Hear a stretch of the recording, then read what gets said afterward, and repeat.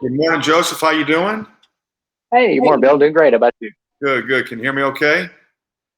Yeah, you're perfect. What about me? Yes, sir. Yes, sir. Well, thanks for coming on today. Awesome. How are things in Athens, Tennessee today? Really hot, so I can tell summer's coming. That's true. It does get hot around here. That's for sure. Well, cool. So tell me a little bit about yourself. Are you? I know we talked the other day, but are you from Athens, Tennessee? And just a little bit about your background. I was originally from Hartford, Wisconsin, and then moved to Georgia when I was about two or three. 'Cause my dad had some business opportunities there, and then we moved to Tennessee shortly after that. It was kind of centrally located for what he was doing. I've pretty much been here ever since. So, background wise, homeschooled all through my career. I went to Cleveland State to get my associates, and then transferred to Bryan College out in Dayton, do my bachelor's and my master's degree. Through that, I was working full time pretty much from the age of 14 until then. Um, I definitely took the heart of working the good things that you want, be blessed with. So pretty much just let that drive things from when I started working to now.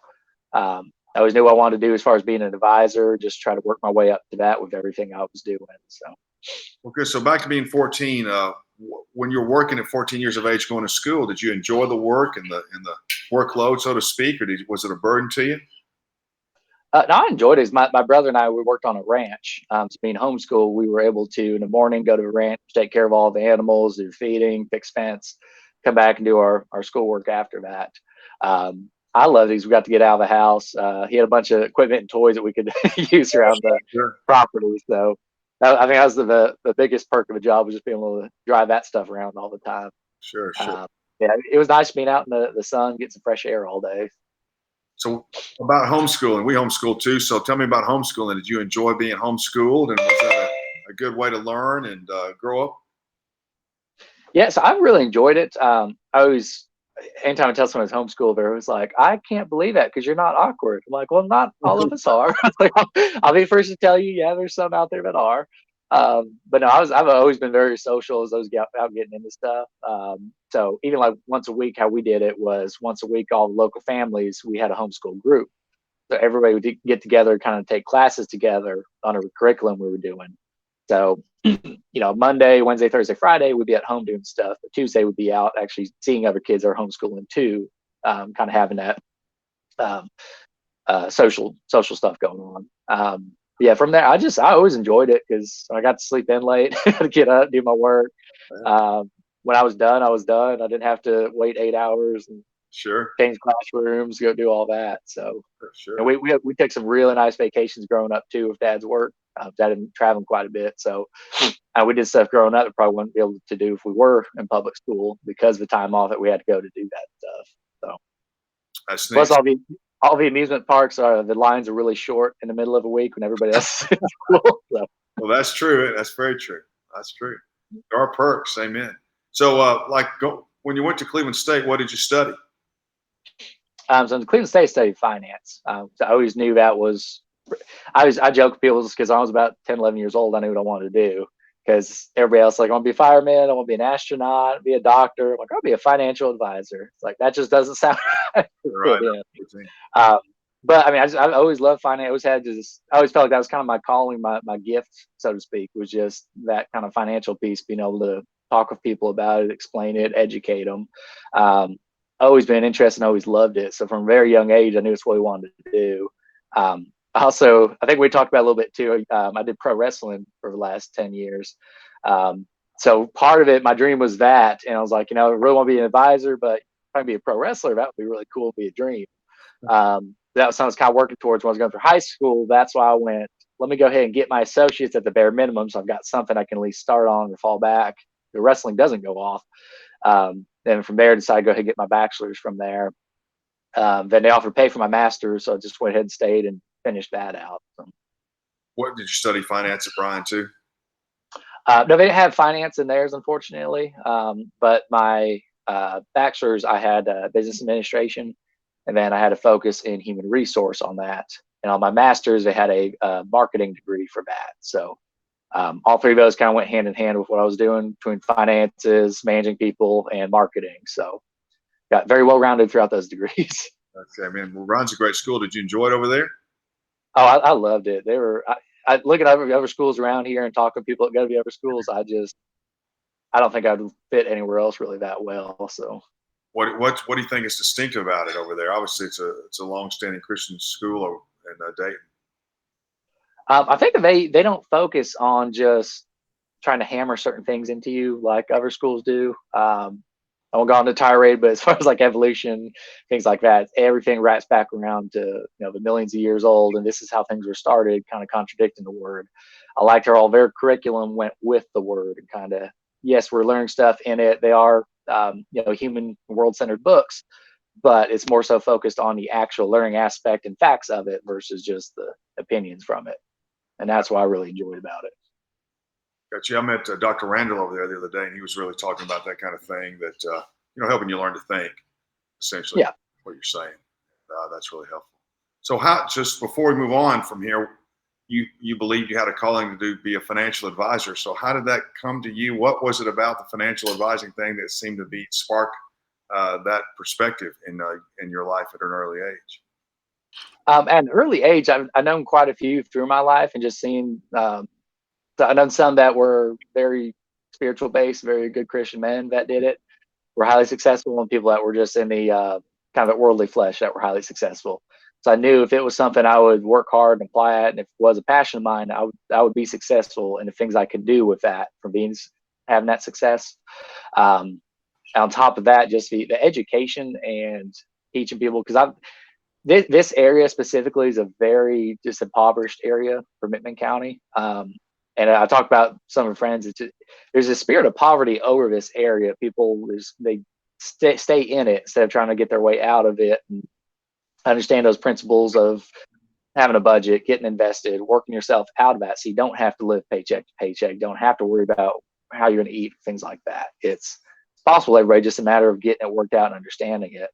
And I felt like that came from a lack of biblical perspective on finances, and also just having that thought process.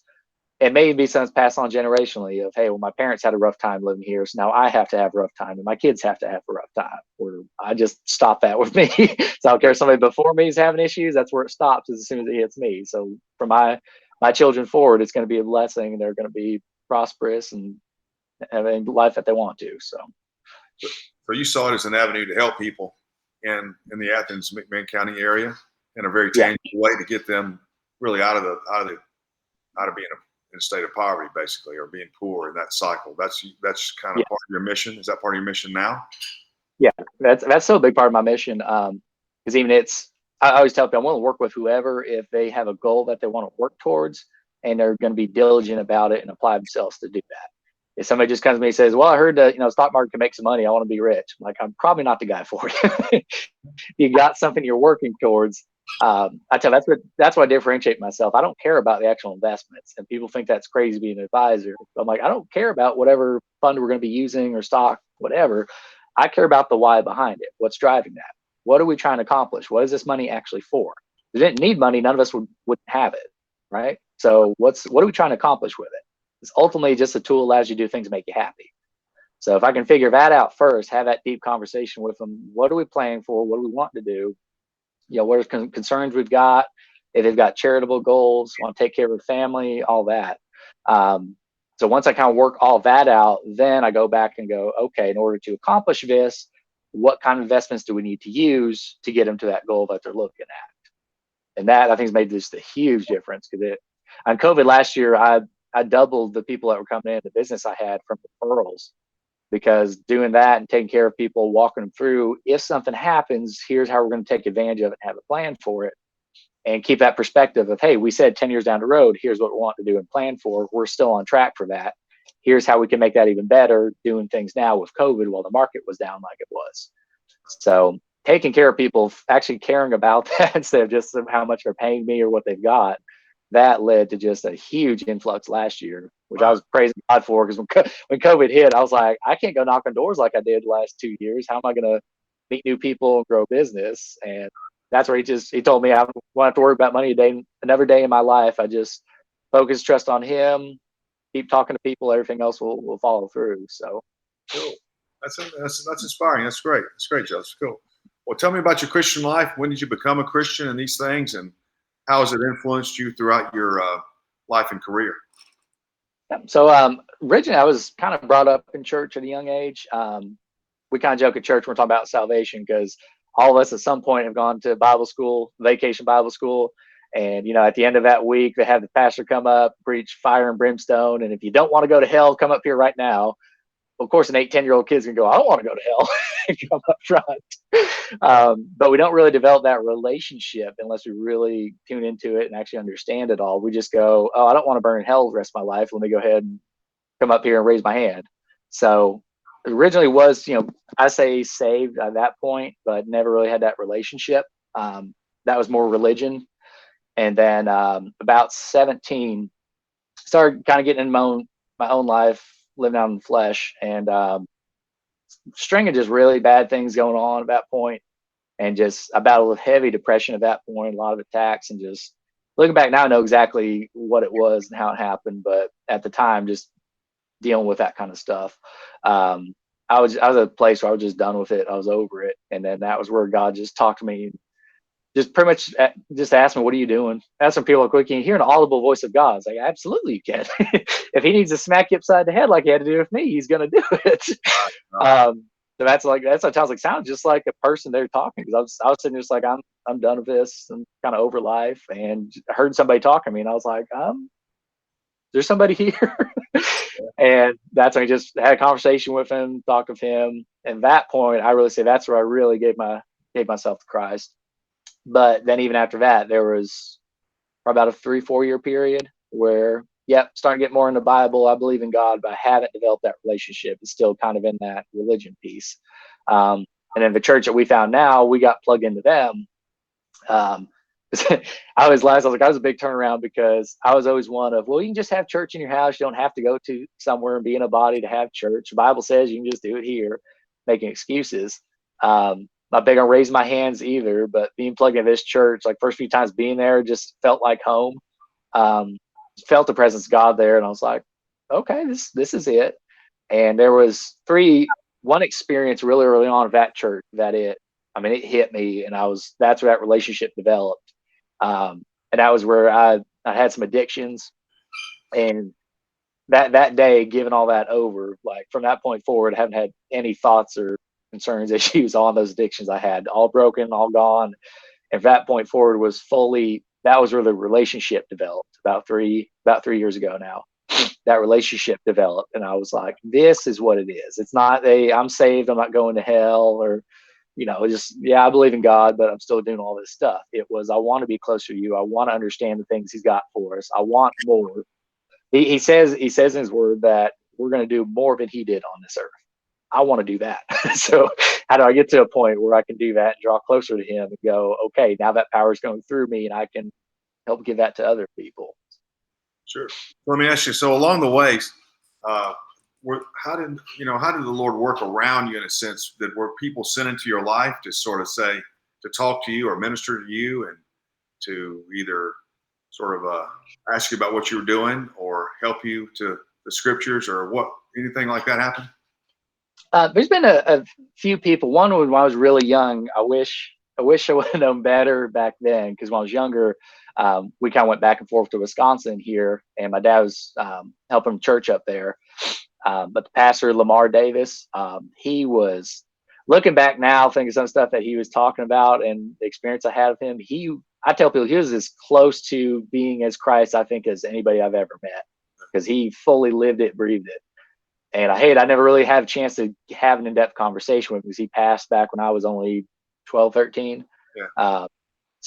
Which I've talked to him before just through praying, heard some things from him, which was awesome. But yeah, he was one I would just really love to actually just talk to, but he had a little bit of influence early on. So I've always kind of had him in my mind as I'm kind of going through living in the world. But from there's a few people here and there that were not entirely biblically based, but it's kind of the same thing. They're saved. They have a certain belief. Part of the Bible's good, part of it's not, that would try to minister to me, where I picked up some bad habits and things through there. But I've always known God, always known he's there, just a matter of, did I ever want to actually give myself up or not? And finally, when I was like, I don't matter in this world. It's him that matters. That's where it all just completely went away and Clear. sought after him. How important along the way? Of course, you're talking. We're actually reading Hebrews through a training we're doing at night, but it says, "Don't harden your heart." We have such a tendency to harden our heart, turn from God, and I think if you've never been through it before, that struggle is can be pretty intense. So, Yeah. the centrality of the scriptures to your understanding of your faith. Tell me about that. When did that come about? How did it come about? How did it work in your life to sort of get you grounded in the Word? So I always kind of, read my Bible, prayed. But that's the thing. I always read my Bible. I never actually meditated or studied on my Bible. Just read the words. So it's like, all right, in the beginning, God created heaven and earth. Where now the last few years, as I'm drawing closer and get more revelation, as I'm reading it, things are getting revealed, things are getting poured in, where it's seeing it and actually understanding it and taking that time. Because I had a hard time just like that. Am I not as good as other people? Because they can just quote the Bible left and right, pulled out from nowhere. And I got a terrible memory as it is. So when I try to remember stuff, I'm like, I would sit on a scripture for months trying to remember it, just can't ever remember or place it. But then the more and more talking to them, a lot of those people, they quote it from left and right, have no idea what it actually means. They remember the words and they say it. They have no idea. They've not meditated on it and understood it all and know that revelation from it. So I've been happy. That's people, they'll make jokes about it. I'm like, hey, I'm fine not remembering it if I know exactly what it means. So I'd rather have that than just memorizing a bunch of stuff. So But Jesus does say, through the Spirit will tell you what to say, right? When he'll speak through you, basically. Yeah. There's that element, right? So I think I've learned that along the way. There's definitely that element there, because I'm with you. I used to have a really good memory, but it's like the Lord took it away, so I would just rely on His presence to sort of reveal what's going on at the time you're mentoring somebody and bring Scripture to mind. So you're right. That's really a part to me of the developing the relationship, trusting the Lord, the Spirit of God. That's neat. So I was going to ask one more thing about that. Your church life. Tell us a little bit about your church right now, where you go, and Athens. Yeah, so we go to Ascension Life Church in Athens, and it's headed up by Daryl and Julie Simbeck, and Brian Miller is their associate pastor. But we were going to just a real small church off of 11 in Athens, a few minutes from the house, but we just kind of pop in and out of there every few weeks. They ended up having a call from God to go and take their ministry elsewhere, which their original plan was to do that, but for some reason they're like, God told us to stay here in Athens for a few years. So they've been doing that. Finally, told them, all right, now it's time to go out and do ministering. They went ahead and followed that. So there's a few month period. We said we're going to hop around a few churches, see where we wanted to go or fit in at. And we tried a couple places, just didn't feel right. And my wife's best friend was getting married. So we went and had the rehearsal dinner, and we sat with the pastors, and me and him hit it off like that. And all four of us just got along great. I ended up there. He's a little older and she's between us and his age. But all of us, like, we just get along like family, like brothers and sisters. So, talking with them, they asked if we're going anywhere. So we're trying to find somewhere. So she jokes about it, because we went and visited like right before Thanksgiving, and then we weren't back for like 3 or 4 weeks just because with holidays, everything, we were like, all right, let's go check it out. Loved it. But then not being in church for a while, we didn't really get in the groove of getting up, get ready for it. So it started going really heavy in December. And then towards the end of January, I lost one of my brothers. And I was like, that was a God thing, the timing for it, because that would have been a just devastating time if I wasn't plugged in somewhere. Because when that happened, just being with them for about a month and a half before that, just came here that morning when he passed, told them what happened, and they just loved on me, and it's like family. And ever since then, I've just been, every week we've been there. Let's go on vacation, we're there. I laughed because I was barely there on Sundays before we found this place, and now I'm there on Sundays. We've got a Monday night healing study we do. We've got Tuesday night prayer, but I'll guest on that anytime I can. On Facebook Live too, if anybody wants to go check that out. We get prayer every Tuesday if you want it. And then Wednesday Bible study once a month on Thursday. We have a young married couple meeting too. So there's 4 or 5 nights a week I'm in church doing something church related, where before I was like, yeah, I may be able to make it Sunday or not. So it's kind of difference. Like I said, when you got religion versus that relationship, and actually seeking more, wanting to get more of it, being in that kind of body. So it sounds like the pastor creates a good community for everyone to come, or a good lively fellowship. Is that right? Oh yeah, 100%. So the worship's there. And this year we've been focused just on the presence of God, because we're like, if there's been several services we haven't gotten out of worship. They have the message going, worship's going, we've got healing, deliverance taking place. And we're like, let's just let God work. Let's let it happen. Just keep playing. Let people get delivered and healed. That's more important than whatever we've got to talk about. So Cool. Well, that's great. Praise the Lord. Well, tell us a little bit about your practice with Edward Jones, and how both your practice, you mentioned it earlier, but your practice in general, and then how does your faith influence proactively on a consistent basis influence your work? yeah, so with Edward Jones, I'm a financial advisor. The big thing we focus on is helping people for where they're at now to where they want to be, and what's the best route to get them there. Kind of like I mentioned earlier, based on everything that we talk about, it's important to them. We're trying to plan for. Very in depth, very holistic as far as looking at everything as a whole to plan it out. From the get go, I said it's a very hard career for the first 5 years to actually get a good base built up and be able to be successful. So from the get go, I said this is God's business. Everything is to His glory.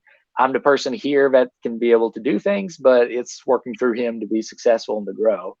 So every day it was just wake up in the morning, I'd pray, tell them to put people in my way that I can help, and take people out of the way that's not going to be a good fit for me. So that's very hard to accept when you're in a new business starting up and somebody, you're like, this would be a really good client, but they don't come in. And then you find out later why and issues about them. You're like, okay, I understand now. It makes sense. But I mean, every day, everything is to Him. Every day I pray and thank Him for what He's blessing me with, what's going to continually bless me. I fully believe in the prosperity of the gospel. I know that's a touchy subject for a lot of people, but if it's in the Bible, it's biblical, then in my opinion, that's true, and that's something we need to be standing on. Between healing and finances, just people get so caught up in those and not thinking it's for us, but it is.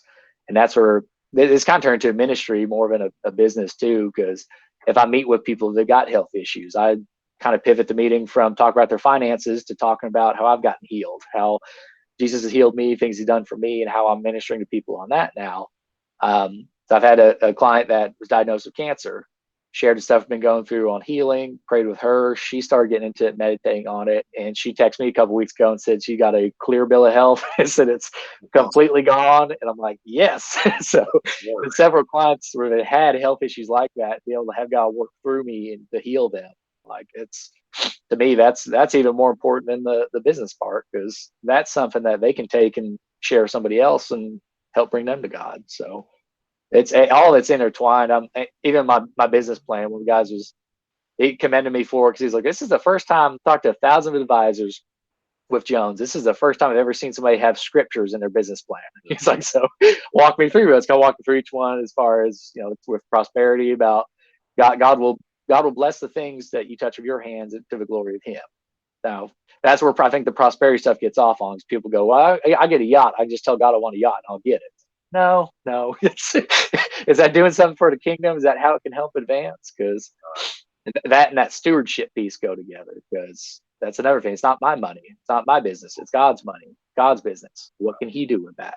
Yes, He wants me to be taken care of. Doesn't want me to live in poverty or, have to suffer my whole life. He wants me to be blessed abundantly and to be able to bless others. So that's when that focus comes on that of how can I help other people with what I'm getting, and always just declaring that and giving it to God. That's where it's just going to keep growing and moving like it needs to.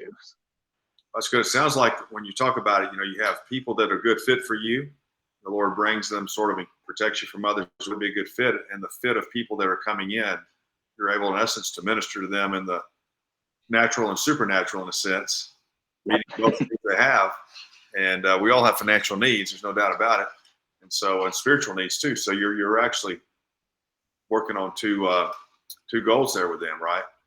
Yep. That's the perspective. That's what you're trying to accomplish there, is help them in both areas, right?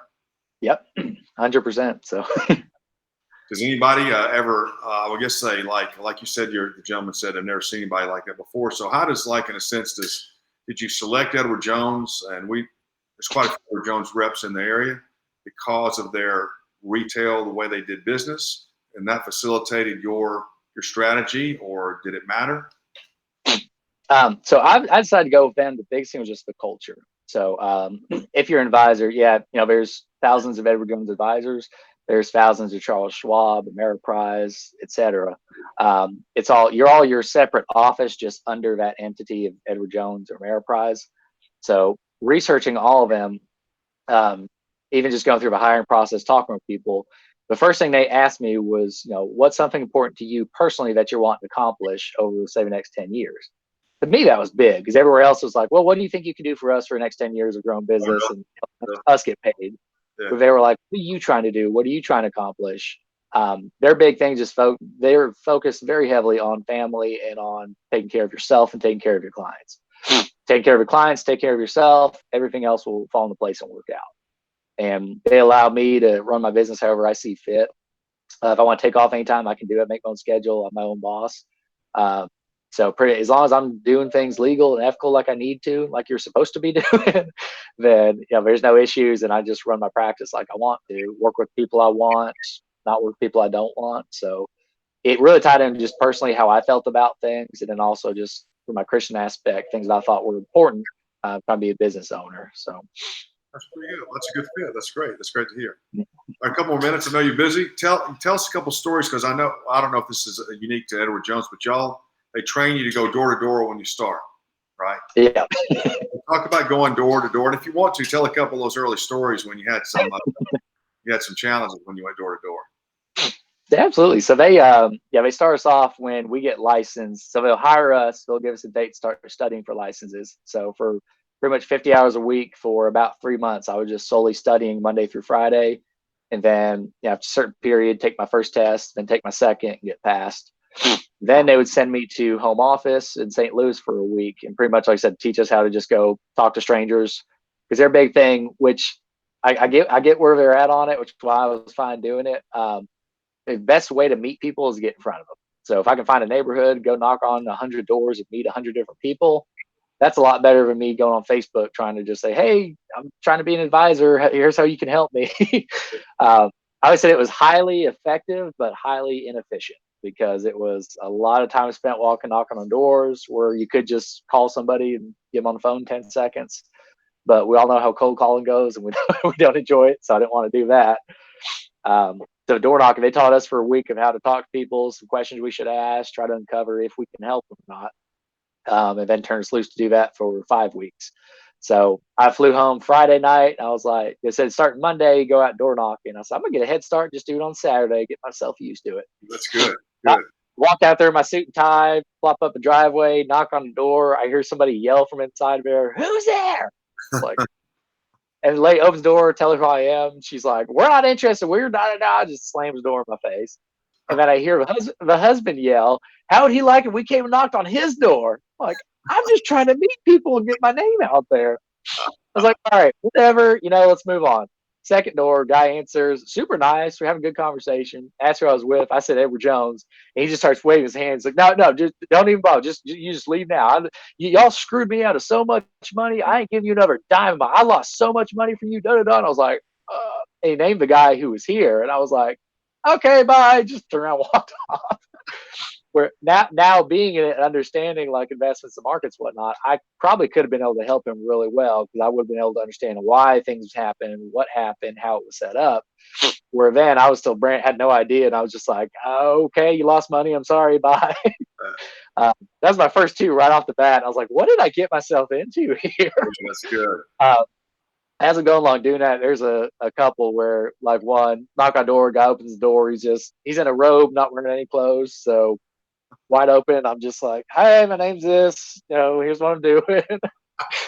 Just funny stuff like that. Just all kinds of different people I met, all kinds of funny and then also awkward, weird situations. But there's one I did, knocked on it, trying to talk to the lady. Then I see a whole bunch of people in the back room, and I'm like, is everything okay? Oh, my husband just passed. We're having to wait. Like, I'm sorry. It's like, maybe you shouldn't be talking to me about your finances for 10 minutes while everybody else is sitting there viewing the body and talking about it. So, all right, whatever. Wow, that's interesting. That's really interesting. But it works, right? That's what you told me. It works. It works well, right? Eventually. Well, plus, I mean, when starting off, they pay us a salary starting off, which a lot of places don't. Which to me was good, because that meant I could focus on making sure I'm doing what's good for the clients, taking care of them. Because if I'm solely focused on selling them something for me to make a paycheck, there's a big conflict of interest there, in my opinion. So knowing that I've got a base salary that's going to take care of me and whatever I can, work with somebody that I'll get paid off of, that base eventually goes away and just comes from the people I'm working with. But that gives me freedom on that front end that I can go, hey, I do believe this is what's best for you, period. Versus, hey, this is going to pay me a big payout, so you need to buy it. Right. That was really important to me too. They focused really heavily on taking care of us, make sure we had all the tools we needed to be successful. Which even said, I love these. They said, we're not promising you'll be successful, you'll do really good, but we promise to give you an opportunity and give you the tools that if you want to, sky's the limit on whatever you want to do. And I said from the get-go, everything they told me was true. So I told them, that's the case, this is where I'll be till I retire. And 3 years now, it's spot on what they said. So that's great. That's great. One more thing. So tell everybody here, and I'll put this on where it's posted on LinkedIn, but how to get in touch with you. And we can use your information on LinkedIn, or if there's another way you want them to get in touch with you. Yeah, it's pretty fine. My office number is 423-745-9100. And I'm located in Athens, Tennessee, but I am registered in about 8 to 9 different states right now. So I can work with people all across the nation. As long as they're okay with Zooms, I'm good with it. My email address too is joseph.ladner@edwardjones.com. Or if you go to edwardjones.com/Joseph-Ladner, that'll take you right to my website too. Give a little background on me, bio on just who I'm as a person, my family, and then how we help people. But yeah, anybody, I do free consultations. I always tell people it doesn't hurt to have a chat, because if we can talk and I think there's something I can help with, we'll get into it more. If not, then, I just had a 10-minute conversation with you and that was it. So I love educating, love answering questions. Anytime I've got just a simple question, I'm perfectly fine just emailing back and answering it for them. But if it's something where it does need to be a lot more in depth, or something where I operate as a fiduciary, so I do need to know everything to make recommendations. So if it's something where I don't need that piece, just a simple question, I can answer. If it's something I need to know all this before I can act in that fiduciary piece, then we do need to actually talk and go through a meeting and do it. So, and that appointment process too is just so simple. That's why I tell everybody, it's like, it's easy. It's by the end of it, kind of like your doctor. If you go to your doctor, he's not just giving you a prescription for pills, right? He's going to talk to you. He's going to say, okay, what are the issues you're having? What are things that you're trying to get better? Kind of figure stuff out from there, then write you a prescription. I operate my practice very much the same way. We come in, we sit down and talk. First appointment, we're talking about you. What are you trying to accomplish? What are things you're trying to get done? What goals you've got? All that kind of stuff, all your personal finances. Then from there, the second appointment is where I call it diagnostic. So we'll have a full plan put together. I'll go over all that with you, what we're looking at, what recommendations I've got, maybe some things we should change or do differently, and then what it looks like working with us, what the costs are, what to expect from me. At that point, you want to work together, we can. If not, then you got a solid plan you can at least do yourself if you wanted to. Okay, that's great. So it's edwardjones.com/Joseph Ladner? Joseph-Ladner. Joseph-Ladner, okay. Fantastic. Hang on one second. And then you're pretty active on LinkedIn, it looks like, right? Yeah, I'm very active on social media in general, just because it's a good way to contact people and reach out to people. I'm really good by email, text, phone too, just anything like that. I'm good to respond pretty quick on anything. So fantastic. All right, Joseph, thanks so much. Anything else you want to share before we go? I think that's it. Just I'm happy about everything that's going on. We'll tell people if anybody's got sicknesses, anything they need to work on, just start getting into the Word and read about it, because I said that deliverance is there for healing, for finances, for salvation. So life-giving power. Sure. Okay. All right, Joseph, thanks so much. Great to be with you. We'll talk to you soon, okay? I appreciate it, Bill. You have a good one. Have a good day.